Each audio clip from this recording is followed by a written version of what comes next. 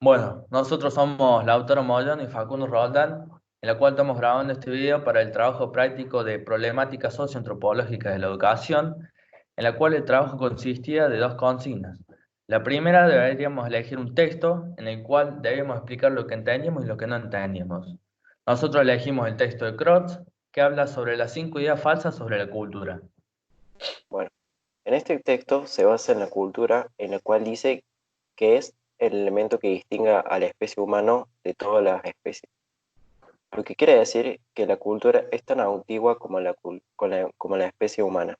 Al pasar los años, el análisis científico de la cultura, o sea, su estudio sistemático, que fueron realizados por un grupo de especialistas para la cual usaban métodos.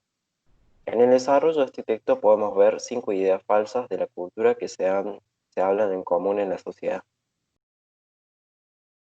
Bueno, de las 5 ideas yo voy a explicar la primera, que es la que se puede tener y no tener cultura. En esta idea podemos escuchar muchas veces, en conversaciones ajenas, cómo se discriminan de una persona a la otra. Por ejemplo, cuando se tratan de Pablito es un inculto que no sabe nada.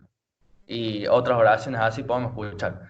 Pero desde la mirada antropológica encontramos que todos los seres humanos pertenecen a una cultura. Lo que nos diferencia a nosotros de los demás seres vivos es que pertenecemos a una cultura, como característico de nuestras vidas, la cultura que adquirimos cuando nacemos y vamos desarrollando idiomas, la educación de los distintos horarios para comer, etc. Esto varía y depende de la cultura que pertenece cada persona. Por ejemplo, en nuestra cultura todos los domingos comemos asado. Muchas veces se da a malentender el significado de cultura, ya que en otras regiones a la cultura se la debe entender de otras formas. Por ejemplo, la cultura también se la puede reconocer como buena educación, como actividades artísticas, o en otro caso como una persona que no se viste a la moda o que se le dice que no tiene cultura. Bueno, yo ahora voy a pasar a hablar de la segunda idea falsa, que sería que hay jerarquía natural entre cultura y subcultura. Esta idea trata de que la cultura humana es un mosaico. ¿Por qué? Porque está compuesto por muchas culturas pasadas y presentes. Al haber tantas cantidades, surge el impulso de compararlas, tal cultura con otra, y agruparlas entre sí. De una forma es agruparlas y llevarlas a un criterio de jerarquización. Esto conlleva a que este criterio da por entender cuál es la cultura mejor que las demás. Un ejemplo claro del libro de Guillermo Bonfil sobre México profundo. En este libro describe que desde la conquista europea se difundió la idea de ciertas culturas extranjeras, tales como la hispana, la francesa y la norteamericana, que eran consideradas las más valiosas que la cultura mesoamericana. Esta idea no solo es con la cultura de países y épocas diferentes, sino también con respecto a ciertas áreas de la cultura o fenómenos culturales específicos. También la cultura calificada como interior se encuentra al borde de la descalificación como cultura. Un ejemplo que se muestra en el texto es el amante de la música orquestal, que se, que, que se considera que consideran que el rock no son cultura. Es necesario aclarar que no hay ningún objetivo claro, y mucho menos científico, para establecer este tipo de jerarquía entre las culturas. No hay nada que indique que la cultura argentina es mejor que, por decirlo así, la de Bolivia. O también, como pasa con la música, la cultura del cuarteto es mejor que la cultura del rock, o viceversa. En tal caso, una le gusta una expresión cultural y otra otra. Gracias a esto podemos tener una diversidad cultural en nuestra sociedad y todos no seamos algo uniforme. Al interior de una sociedad, la jerarquización subcultural va casi siempre a par de la estratificación social. Las clases sociales ricas y poderosas determinan lo que debe ser llamada alta cultura y lo que es solamente la cultura baja, lo que es solamente la cultura, perdón.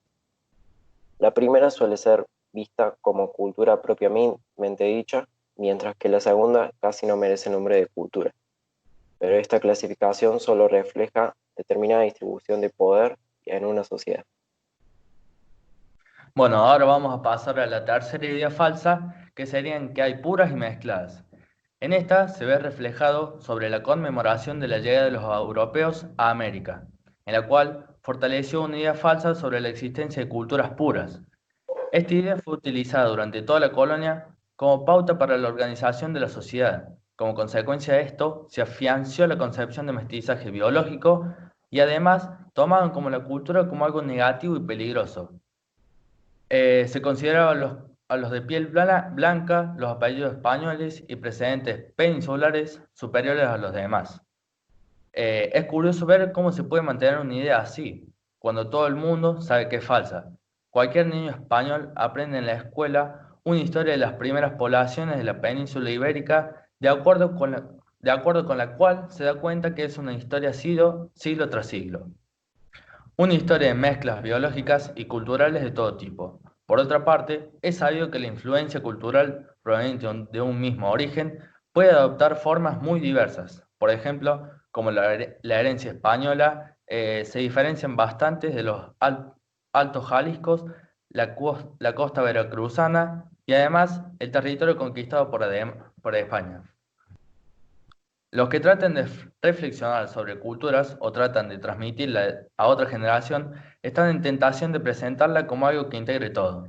Por lo tanto, suele perder de vista el carácter de toda mezcla de culturas. Además, influenciar sobre una cultura no es algo que se dio solo en el pasado, sino que también se da día a día de hoy, por ejemplo, con la invención de la televisión o de la computadora o de los mismos celulares con los cuales los niños están todos los días. Lo mismo sucede con las demás culturas. En la cuarta idea falsa se basa en los recintos propios de la cultura, ya sea los museos, teatros y bibliotecas. En esta idea habla de que cómo la escuela contribuyó fuertemente a la cultura.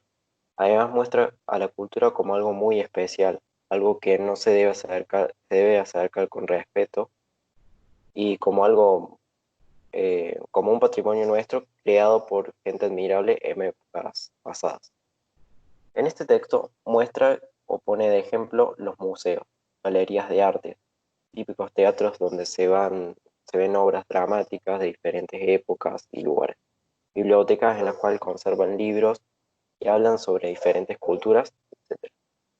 Estos lugares que se presentan anteriormente son considerados hogar de la cultura, en la cual se suelen acudir un pequeño grupo de personas. En estos lugares, algunos antropólogos contribuyen a menudo sin quererlo a esta visión equivocada de las cosas. Algunos lo suelen llamar cultura popular, tales como la música tradicional de las regiones, los teatros campesinos, las artesanías, la arquitectura, la vida cotidiana de los grupos étnicos contemporáneos, las múltiples costumbres, fiestas, etc. También para ello, la cultura es algo consagrado, que en la actualidad se considera con un gran valor, y que cualquier modificación se tomaría como una pérdida cultural. Esta manera es errónea de ver la cultura está confundido con respecto a dos cuestiones. Desde luego, hoy hay, hay creaciones culturales que son dignas de admirarse, pero a cultura. Todas las culturas y sus manifestaciones son algo vivo y que desaparecen en algún tiempo. Por ejemplo, la de Mozart y Beethoven, para mucha gente pertenece a los geniales creadores de música de todos los tiempos, y tuvieron que enfrentarse a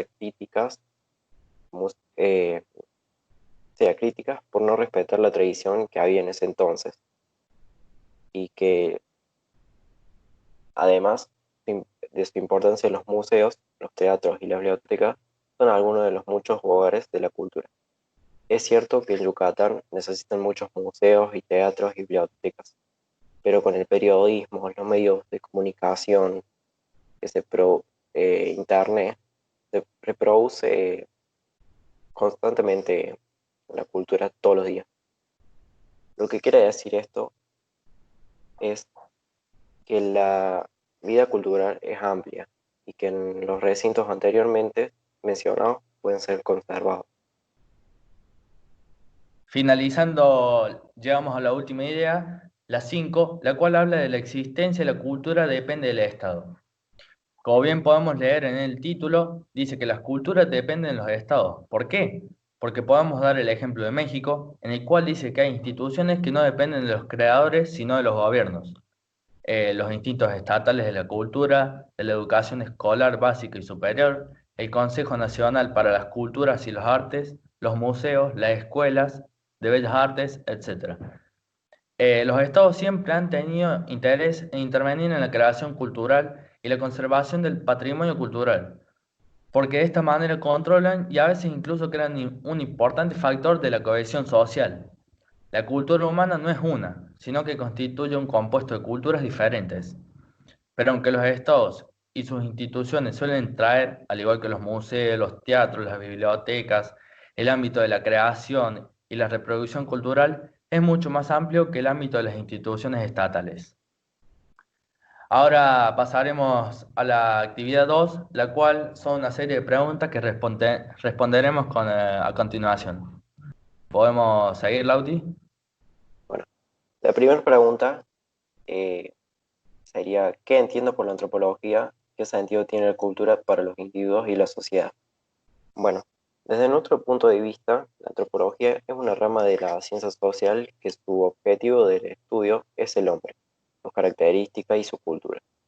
La cultura es algo muy importante en la sociedad, ya que es el único que nos distingue de los demás individuos, ya sea porque una persona pertenece a una cultura diferente o viceversa. Por ejemplo, en el caso de las culturas religiosas de los creyentes y los no creyentes. Bueno, ahora pasaremos a la segunda pregunta que dice, ¿qué es la antropología y para qué nos sirve el conocimiento antropológico? La antropología es la ciencia que estudia el ser humano de una forma integral de sus características físicas como animales y de su cultura, que es el rasgo único no biológico. Para abarcar la materia de estudio, la antropología recurre a herramientas y conocimientos producidos por las ciencias sociales y las ciencias naturales. La aspiración de la disciplina antropológica es producir conocimiento sobre el ser humano en diversas esferas, intentando abarcar tanto las estructuras sociales de la actualidad como la evolución biológica de nuestra especie, el desarrollo y los modos de vida de pueblos que han desaparecido y la diversidad de expresiones culturales, lingüísticas que caracterizan a la humanidad.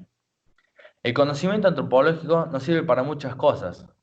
Por ejemplo, nos sirve para diferenciar, identificar cuáles son las cualidades o características del ser humano, ya que es una materia que estudia todos los aspectos de las personas en sí. También podríamos decir que nos sirve para destacar las diversidades culturales de cada persona, porque de eso se trata este tema, de trabajar en las culturas, conocer las costumbres, sus tradiciones, sus horarios, entre otros.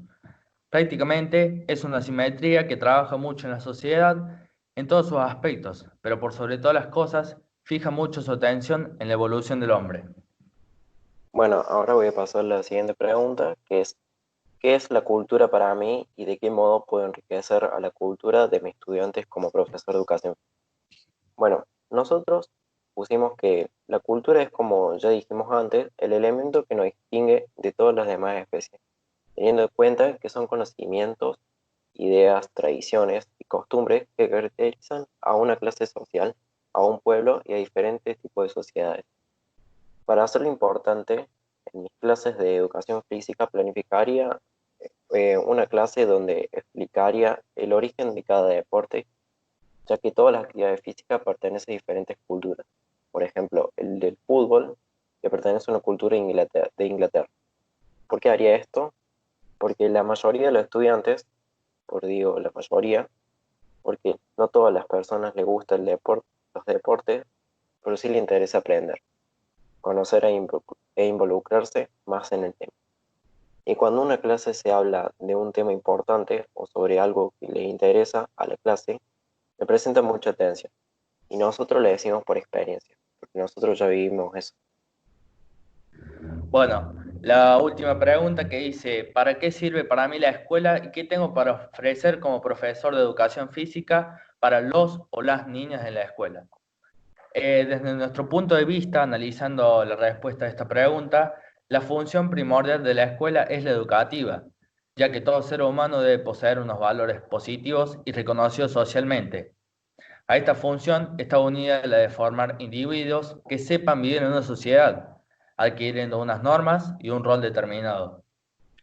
Una de las otras funciones que le pondríamos a la escuela es la de enseñar a aprender, ya que encontramos en una sociedad cambiante donde poseemos mucha información que constantemente se va cambiando.